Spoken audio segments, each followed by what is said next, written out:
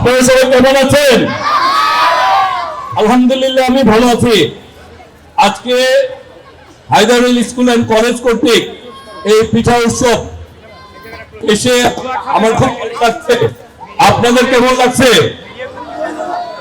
এই পিঠা উৎসবে যারা অংশগ্রহণ করেছেন, বিভিন্ন স্টল নিয়েছেন, যারা এই পিঠা উৎসবে অর্গানাইজ করেছেন এবং যারা এই পিঠা উৎসবকে দেখতে এসেছেন, পিঠা খেতে এসেছেন, সবাইকে অনেক অনেক শুভেচ্ছা এবং অভিনন্দন।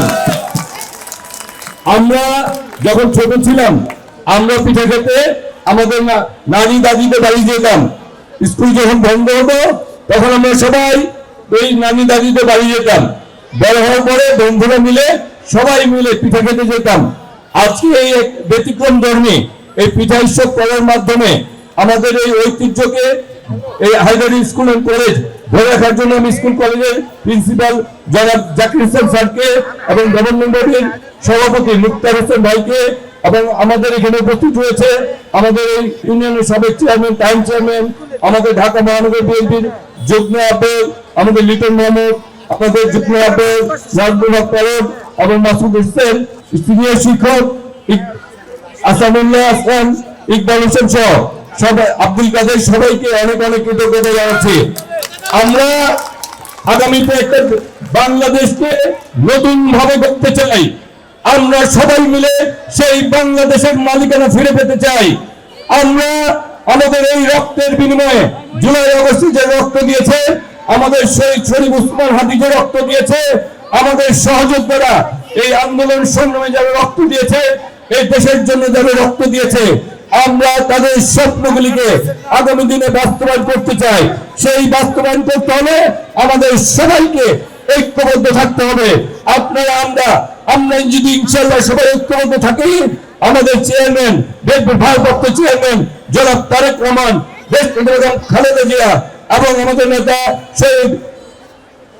শহীদ জিয়া রহমানের স্বপ্নকে বাস্তবায়ন করে আমরা ইনশাআল্লাহ আগামী দিনে বাংলাদেশে একটি গণতান্ত্রিক বাংলাদেশ করব।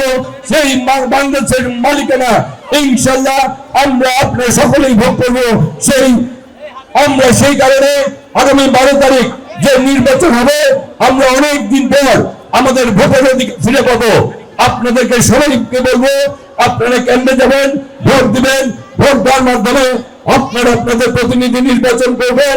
সেই প্রতিনিধি আপনাদের কাছে জবাবদিহির মধ্যে থাকবে। সেই প্রতিনিধিকে আপনারা সকল সময়ে আপনাদের সুখে দুঃখে আপনাদের সামনে পাবেন, সেই কথা দিচ্ছি আমরা ইনশাআল্লাহ। তাই আজকের কথা বলবো না, সবাই আনন্দ করেন, সবাই মিলেমিশে পিঠা উৎসবকে উপভোগ করেন। আমরা ইনশাআল্লাহ আবারও আপনাদের মাঝে উপস্থিত হবো। একটি কথা বলতে চাই, এই বাংলাদেশ আপনারা আমার সবাই, তাই আমরা বলতে চাই, আমার আগে আমরা, আমাদের আগে দেশ, ক্ষমতার আগে জনতা, সবার আগে গর্ব দেশ, সবার আগে। সবাই ধন্যবাদ, ভালো থাকবেন।